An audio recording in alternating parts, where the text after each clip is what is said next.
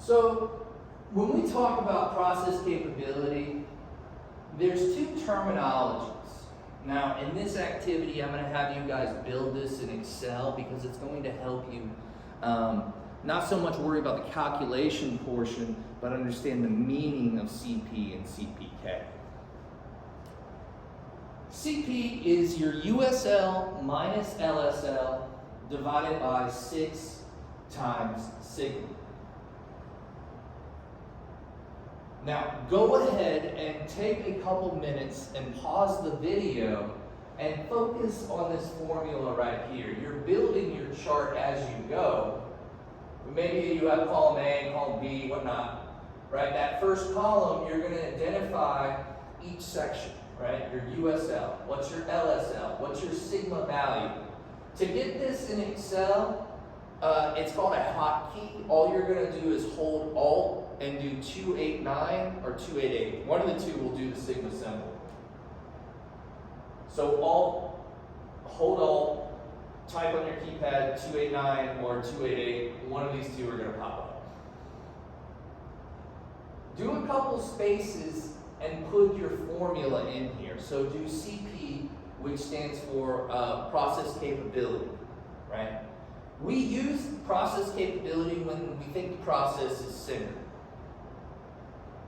So in the formula, you have to go to equals whatever cell you have in 1 minus, if it's C2 here, but if it's B2, that's fine too, divided by parentheses 6 times your sigma value.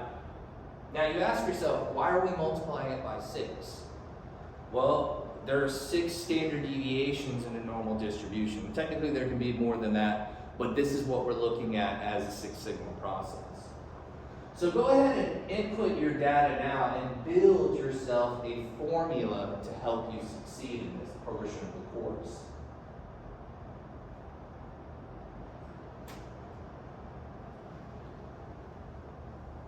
Go ahead and pause the video. After you get done, we're going to go into our first case study.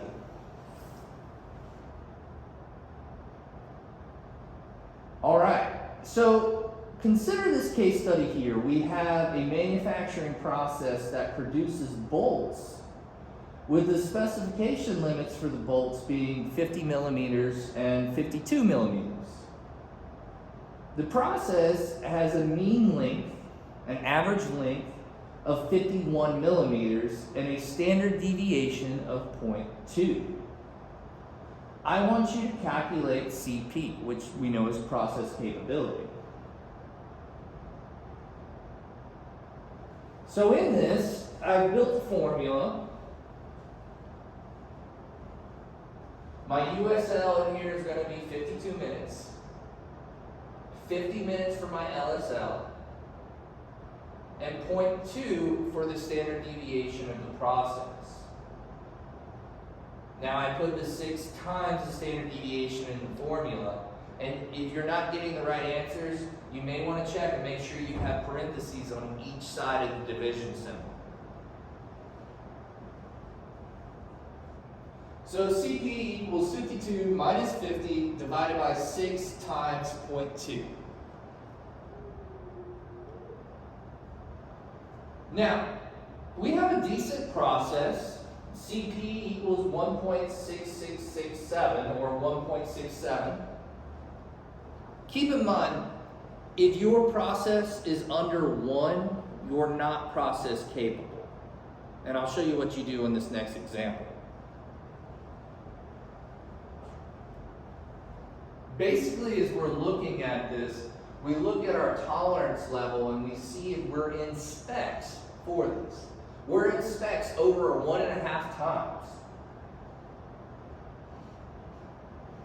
In case study 2, we talk about a company that produces widgets with a specification limit of 10 plus or minus 0.5. Meaning 10.5 on one side being the upper control limit and 9.5 being the lower control limit. The process has a mean or average of 10 grams and a standard deviation of 0.2. calculate the CP. In this example, I have 10 minus 9.5 divided by 6 times the standard deviation of 0.2. This leads us to 0.83. Typically, if you have something that's under 1, your process does not meet specs, and you need to look at your process to see where you are in your distribution. We use CP when we know the process is centered. Now, we can kind of tell that this process is not centered and it's not mission capable. A CP value of 0.83 shows the process is off-centered and lacks process capability. So if a CP value is less than 1, it's not process capable. Well, now what do I do? I want you to look at the 2 formulas here for CPK. Create this as a second sheet in your workbook, and create this where you basically identify these variables here, right? Go ahead and write out your formulas. So in the first formula, I have USL minus the average, or mu, parentheses, divided by 3 times the sigma value. In the second equation, I have mu minus the LSL divided by 3 times the sigma value. Now you notice one's looking at the upper half of the distribution and one's looking at the lower half. The reason we're doing 3 instead of 6 is because we're looking at each side of the distribution. Help yourself out here and build the formula. I have USL, LSL, mu, and sigma. You'll call the first formula CPK USL. It's called different stuff in different bodies of knowledge, but I want to give you a general glimpse into this. CPK USL, and I have my formula inside here. However, I went ahead and listed your formula, what it should look like. I have essentially B1 minus B3, parentheses, close it, divided by 3 times my sigma value. In the next equation, I have CPK LSL, process capability index. I have my formula in this block right here, and I have given you guys what the formula looks like in the next form.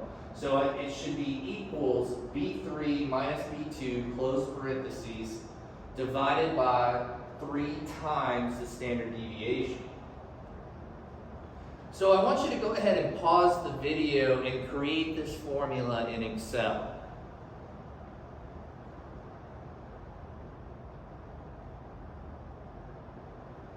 Once you do this, I want you to put a space underneath CPK LSL, and I want you to type min, and we'll say equals minimum of these values.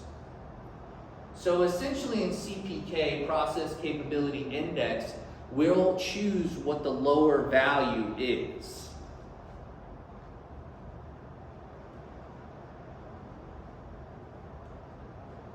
So in this example, a company produces widgets of a specification limit of 10.5 and 9.5 for the LSL. So 10.5 for the USL, 9.5 for the LSL. We have mu. They say the process has a mean weight of 10 grams. So I'm going to put 10 there, and sigma value. Now, you'll get the same value here. And that is because your process is centered. And what that means is that your process isn't capable if it's under 1 CPK value. If we look at CPK in a reference to a hospital setting, I think it helps us understand because we can deal with time. Consider an ER aiming for a wait time of 30 minutes max and 25 minutes the low end. The process has a mean time of 28 minutes and a standard deviation of 5 minutes. So we have 30 minutes as our USL, 25 minutes as our LSL, and our mean time is 28 minutes. And so we have a standard deviation of 5 minutes. When you input that into the formula, you get two different values here. You get 0.13333 and CPK of 0.2. Now, when we did this, we would have a CPK, a process capability index of 0.1333. Now, you can turn that into a sigma value by multiplying your lowest minimum value by 3, and that's going to equal your sigma value. A little rule of thumb. I go into a little bit more when we get deeper into statistics, but for right now, you have your CPK. Once you figure out what's the lower of the two values, that's going to be your answer. And then if you choose to calculate sigma off of that, all you have to do is multiply that by 3. You know, if we look at hospitals in general, they have a lot of non-value added time, right? Like when you go to the hospital, you're waiting a lot for doctors or staff or nurses or paperwork. And so, you know, I wanted to use this as an example so you can see where the process isn't centered. And you can tell the process isn't centered, even if you don't even look at this stuff and you just look at what your USL is, your LSL, you look at 28 minutes and it doesn't really look centered, right? It's offset, it's more on the higher end of it. Now let's look at CPK as in regards to an oil change. So consider an oil change service aiming for a completion time of 25 to 40 minutes. 25 minutes being on the lower end of it, 40 minutes being on the upper control limit. The process has a mean or average completion time of 30 minutes and a standard deviation of 5 minutes. Go ahead and calculate CPK. Well, when we do this, we get two different values here, right? You should get 0.66667 and 0.33333. Now, we would choose the minimum value of that, and to get the sigma value, we just multiply it by 3. When we look at CPK in a process, you know, consider a process with a target lead time of 5 to 10 days. The process has a mean lead time of 7 days and a standard deviation of 1 day. When we calculate CPK here, we have two different variables, right? We get a CPK of USL of 1 and a CPK of an LSL of 0.6667. We choose the minimum value, multiply it by 3 to get our sigma value. But as you can tell, the reason we choose the lower value is that tells us what side our process is shifted towards. So we can analyze it and bring that process back into specs or redefine our process.